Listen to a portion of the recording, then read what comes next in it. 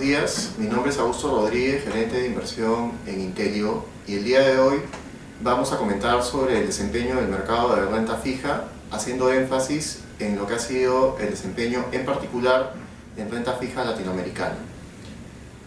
Durante el año 2015 han habido dos momentos diferenciados en lo que a renta fija se refiere.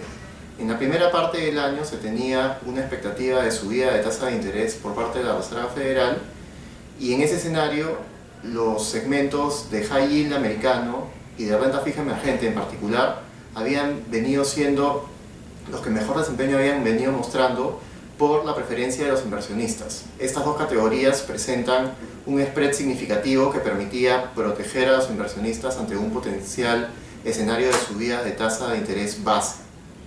Sin embargo, a partir del mes de junio, un cambio aparece en el escenario global.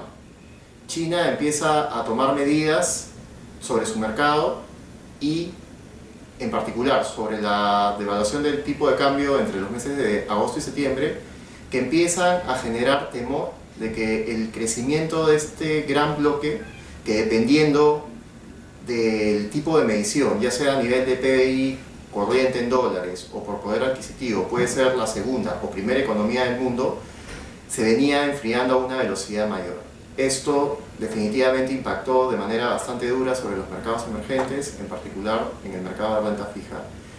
Y el segundo determinante en el cambio de las perspectivas de renta fija se da cuando finalmente en el mes de septiembre la Reserva Federal decide mantener su tasa constante en los niveles de entre 0 y 0.25% que están vigentes desde el año 2009. ¿Qué sucede en el mercado en este escenario? La percepción de riesgo es mayor. Que China no crezca a los niveles de 7% que en realidad el mundo requiere, genera una percepción de riesgo que se traduce en ampliación de spreads y una mayor presión sobre la depreciación de monedas, en particular nuevamente en mercados emergentes. En segundo lugar, que la Reserva Federal no haya movido la tasa al alza generó un escenario opuesto para el que los inversionistas habían venido posicionándose. En principio, a comienzos del año, lo que se esperaba era subida de tasas y para ello se buscaba spread como medida de cobertura. Hoy en día, lo que termina sucediendo es el spread se termina ampliando y la tasa base o la tasa de referencia de los tesoros americanos se termina comprimiendo en términos de niveles. El efecto de la ampliación de los spreads por mayor percepción de riesgo ha sido el que más ha predominado dentro de lo que ha sido la valorización de la renta fija. Ahora, dentro del espectro de renta fija, una de las categorías más golpeadas ha sido claramente la de mercados emergentes. Uno, porque China es cabeza de este grupo, y dos, porque la desaceleración que se empieza a percibir a nivel global en términos de estimaciones o en términos de menores perspectivas de crecimiento para China, determina un ajuste importante en precios de commodities, siendo el bloque de mercados emergentes aquel donde se registra un importante número de emisores con exposición a sectores de energía o metales básicos, metales preciosos. Esto da una especie de segundo factor de riesgo dentro del mundo de los emergentes. ¿Qué es lo que termina sucediendo en términos de rentabilidad? Básicamente, hoy las carteras de renta fija hasta el cierre de septiembre han estado en negativo, en particular en emergentes, en el high yield americano. En el caso ya de Latinoamérica propiamente, una cartera de bonos del gobierno en dólares ha estado al cierre de septiembre cercano a un 4,5% negativo de desempeño en lo que da del año, similar desempeño para lo que son los corporativos. Sin embargo, en lo que va de la primera semana de octubre, hemos venido viendo una importante recuperación. Los niveles de spread de la renta fija emergente, que se han ampliado entre 150 a 200 puntos en lo que va del año, han empezado a revertir gradualmente.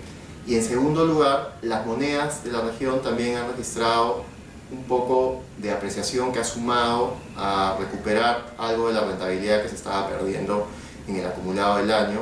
Y a la primera semana de octubre finalmente tenemos que los fondos de renta fija o los índices están más pegados a un menos 1%, habiendo recuperado parte importante de la pérdida que se fue. ¿Qué hacer en este escenario? Claramente, ampliación de spread puede ser una importante oportunidad de comprar emisores en el mundo de renta fija con un premio por encima, dado el sobrecastigo que el mercado le ha venido dando a la categoría de renta fija emergente, en particular Latinoamérica. Entonces, lo que hay que tener en cuenta es que se empiezan a dar oportunidades interesantes que nos ayudarían a mejorar los rendimientos promedio en el tiempo para un portafolio que se invierte hoy.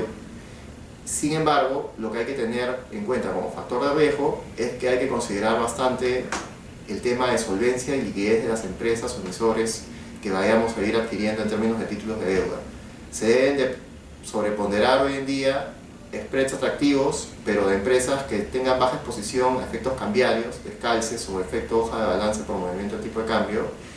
Y además, para evitar riesgos, empresas que estén con exposición directa o indirecta a sectores relacionados a commodities como los mineros o los de energía, mientras que se termina de aclarar el panorama para China y el impacto que esta nueva situación podría tener sobre mercados más desarrollados que emergentes, porque el golpe sobre emergentes ya se ha venido dando.